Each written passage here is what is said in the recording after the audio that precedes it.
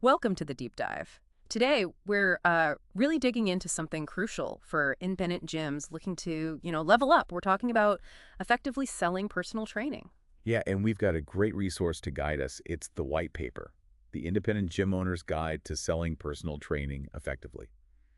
It's by Jim Thomas, who really knows his stuff in the gym business world. Exactly. So our mission today really is to pull out the practical, actionable stuff from this white paper. How can you tap into what Jim calls this untapped powerhouse of personal training sales? We're looking at boosting revenue, sure, but also keeping members longer, getting them better results. Right, and making a bigger impact overall. And the key thing, doing it without being cushy or making people feel pressured. Absolutely. The paper really hammers home that so many independent gyms just aren't making the most of personal training. It's not just about money. It's huge for the members, too. So our job is to break down Jim Thomas's insights into things you can actually use, like right away. Let's do it. Okay, so let's start at the beginning. The white paper really lays out why selling PT isn't just, a nice extra. It says it's absolutely critical. What are the big reasons, the non-negotiables? Well, the number one thing probably is that personal training drives stickiness. That's the word the paper kind of uses. Sittiness. Okay. Yeah, meaning members who work with a trainer, they get real results, and they often get them faster. Right, they see progress. Exactly. And that faster, measurable progress leads straight to them being happier, more satisfied. And crucially, they're less likely to quit, less churn. Okay, so happy members who see results stay longer. Makes sense. And that ties right into their value over time, doesn't it? That LTV concept. LTV, right. Lifetime value. We hear that a lot. And for anyone maybe not familiar, it's basically how much revenue a member brings in over their whole time with you. Jim Thomas actually points out that a member doing personal training can be worth 2 to 5 times more over a year. Wow, 2 to 5 times compared to just a regular membership. Yeah, compared to someone just paying their monthly dues. And that's just the direct money. These engaged members, they often become like your best salespeople. They refer friends and family. Ah, okay. So it's this kind of positive cycle. Better results mean they stay, they spend more, and they bring in new people. Precisely. Yeah. And the paper also mentions something maybe less tangible, but just as important, accountability. Right, having someone keep you on track. Absolutely. Yeah. A trainer is that support system. They give guidance, make sure you show up, help you stay consistent, and that builds a real emotional connection to the gym. It's not just a place you go. It's a place where someone's invested in your success. Yeah, I can see that. And purely from a business view, personal training adds another income stream. It diversifies your revenue. So it's more resilient, like if membership numbers dip slightly. Exactly. It's flexible, it's scalable, and it provides a buffer. It's really quite essential. Okay, so the why is crystal clear. It boosts results, retention, revenue, referrals, the whole package. Now, the white paper digs into where gyms often go wrong, the number one missed opportunity. And it's maybe not what you'd first think. That's right. It pinpoints the moment someone signs up for a membership, the point of sale. The point of sale, really? Yeah. Jim Thomas argues that way too many gyms wait. They let the new members sign up, maybe wander around a bit, and then try to talk about training later. Big mistake. Huh. Why is that moment so critical? Think about it. When someone joins a gym, they're usually at peak motivation, right? They've just made a commitment. Yeah, they're excited, maybe a bit nervous, but definitely hopeful. Exactly. Emotions are high excitement, hope, the desire to finally get it right this time.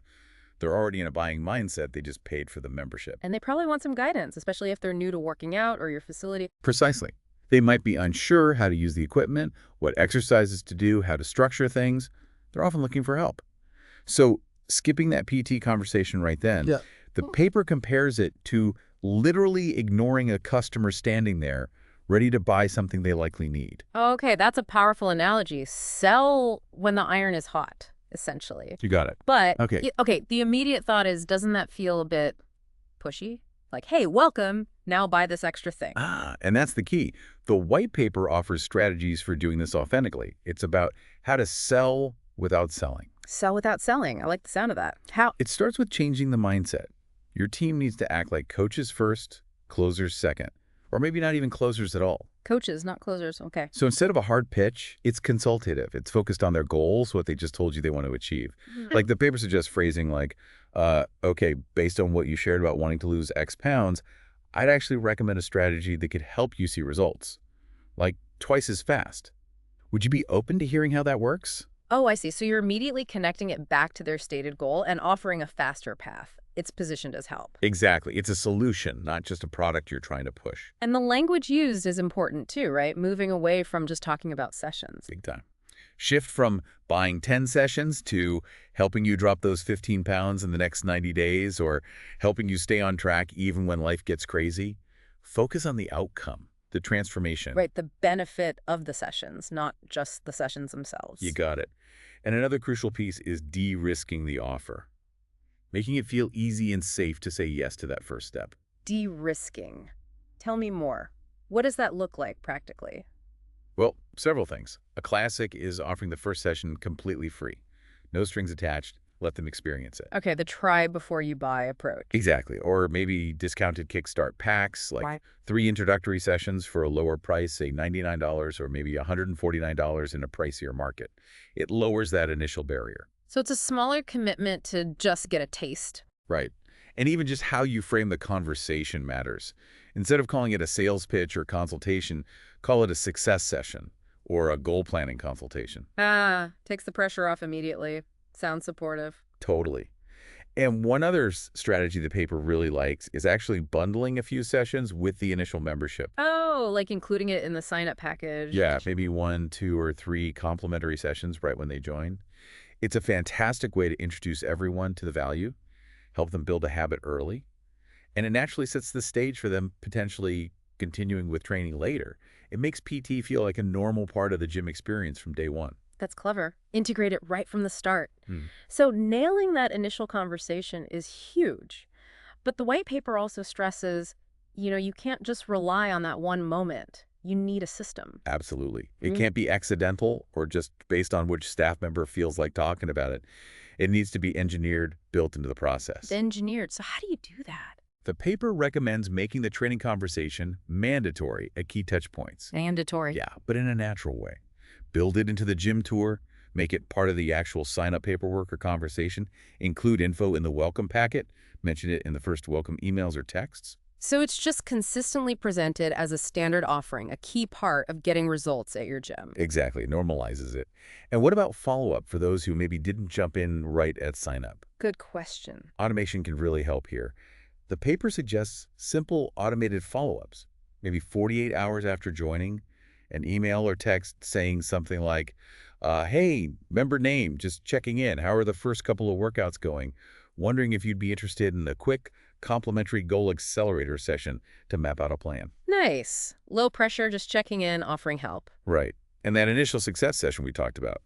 Make it a standard part of onboarding for everyone. Frame it as a free benefit. And maybe have your best coach run those. Ideally, yes. Your most engaging, skilled coach who's great at connecting with people and showing the value. Okay, this all makes sense, but it hinges on the team, right? They need to be comfortable and confident having these conversations. 100%. The white paper is very clear. You need to equip your team. It breaks it down into tools, training, and targets. Tools, training, targets, okay. What kind of training? Regular, ongoing training, like weekly role-playing sessions, practicing how to have these coaching conversations, how to present the value. Role-playing, okay. Getting comfortable with the words. Yeah. And dedicated sales training focused on this consultative approach. Yeah. Also, crucially, providing them with scripts or frameworks for handling common objections. Like the classic, I need to think about it. Exactly. How do you respond to that constructively without being pushy? Giving them tools for that builds immense confidence. Makes sense. And it's not just sales techniques, is it? No, definitely not. They need to genuinely understand how training gets results. Educate them on the why behind the exercises, the programming, how it helps people reach specific goals. So they believe in what they're offering. Absolutely. And then, motivating them helps too. The paper suggests things like leaderboards, recognizing top performers, setting clear monthly sales goals. Maybe some bonuses tied to those goals. Yeah, performance bonuses can definitely incentivize the team to consistently make those offers and follow the system. Okay, so you've got the system, the trained team. Now, what about the actual offers? The white paper talks about creating irresistible offers that convert. What works? The goal here is always to motivate action, to make it easy to say yes. That Kickstart pack we mentioned is a prime example. The 3 sessions for $99 or a $149 one. Exactly. It's probably the most common and effective introductory offer. Low commitment, high perceived value gives them a real taste. What else? Things like limited time offers can create urgency. Maybe a train with a friend week, like a 2-for-1 deal for a short period. Yeah. Uses social proof, too. Ooh, smart. Get friends involved. Yeah. And for people maybe looking for a bigger push, Yeah. a transformation challenge, these are usually longer, like maybe 6 weeks. They bundle training, maybe some nutrition guidance, group support, and often have prizes. Ah, the challenge model. Yeah. Creates excitement and competition. Definitely. And one more the paper mentions is the goal guarantee. A guarantee. How does that work? It's basically saying, work with our trainer, follow the plan, and if you don't hit this specific goal we agree on, say, lose 5 pounds in 6 weeks, you get your next month of training free. Whoa. That shows some serious confidence in your service. It does. It really removes the risk for someone who might be skeptical about whether training will actually work for them. Yeah, it tackles that results objection head on. Okay, lots of good offer ideas there. The key is variety and understanding what motivates different people. Right. Now, the paper also makes a really important point about treating personal training like its own business unit, not just an afterthought. Absolutely critical. You have to track its performance seriously. You can't improve what you don't measure. So what metrics should gym owners be looking at? Several key ones. First, what percentage of new members are actually getting pitched on training? Are you consistently making the offer? Okay, the pitch rate. Then, what percentage of those pitched actually purchase training within, say, the first 7 days? That's your initial conversion rate. Got it. Obviously, track total PT revenue weekly, monthly. Look at revenue per trainer per hour work that shows efficiency. Trainer efficiency, okay. And your overall consult-to-sale conversion rate. How many of those success sessions or consultations actually turn into paying clients? Lots of data points there. Yeah, and Jim Thomas actually recommends holding a quick weekly PT sales review meeting. Just look at the numbers, see what's working, what's not, where adjustments are needed. Celebrate wins. Keep it front and center, like managing any other crucial part of the business. Exactly. It requires that level of focus. Okay, so as we kind of wrap up our deep dive here, the white paper circles back to a really fundamental idea. It's about selling solutions, not just selling sessions. That really is the core message, isn't it? Personal training isn't just about booking an hour on a trainer's calendar. Right. It's about providing the answer to a member's problem or need. Maybe they lack confidence. Maybe they need consistency. Maybe they just feel lost and need direction. Training solves those things. It addresses those deeper needs. Precisely. And the paper concludes by saying, look, the gyms that successfully weave personal training into their fabric, making it seem like a default, expected part of achieving success, they just plain outperform other gyms. Outperform how? Across the board. Better member results, higher member satisfaction, more engaged staff, and yeah, significantly better profitability. Wow. So the final word is really, don't miss that chance. Don't let a new member walk out without understanding how profoundly a trainer could potentially impact their journey in their life. Some really, really valuable stuff there, all coming from Jim Thomas's experience. So quick recap of the big takeaways. The power of selling PT right at the point of sale, huge. Using that coaching approach, not a hard sell. Focusing on outcomes, not just sessions. De-risking those initial offers, the free session, the Kickstart pack. Building a system so the conversation happens consistently. Right. Training your team, giving them tools and targets, creating those irresistible offers. And tracking it all like a real business unit. Yeah.